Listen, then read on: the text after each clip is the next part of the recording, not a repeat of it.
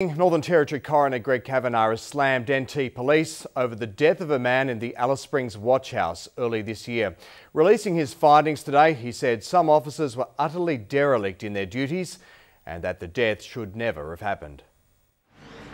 Friends and relatives of Kwementyaye Briscoe filed into the Alice Springs courthouse to hear the news they'd all been dreading. This lack of care resulted in his death. That is to say, this death was preventable and it should not have occurred. The coroner's findings stemmed from the night of the 4th of January when Mr Briscoe was taken into protective custody at the Alice Springs Watchhouse for being drunk. But it's what happened in his last fateful hours, as shown in this harrowing video, that was the subject of a 2-month inquest. Right. You're being very silly, mate. All right? The coroner today severely criticised the police, saying it was completely unacceptable for Mr Briscoe to be dragged around on a concrete floor by his limbs while being hopelessly inebriated and bleeding from his head. He said they were utterly derelict in their duty of care by failing to provide Mr Briscoe with a medical assessment and failing to check up on him for more than 2 hours after being distracted by music and the internet.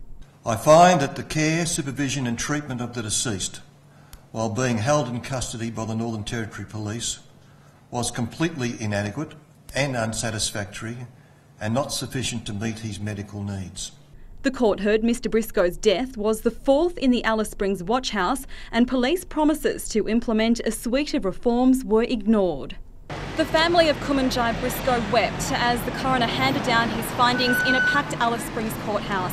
But outside court, that sadness soon turned to anger, with his family gathering, screaming, "The police have murdered a healthy young Aboriginal man who'll never have a family."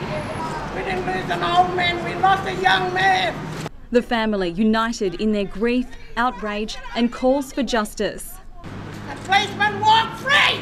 We hope that the death of Mr Briscoe will be a turning point in the way people are cared for in watchhouses, and from what I've seen since his death, I'm confident that that has been achieved.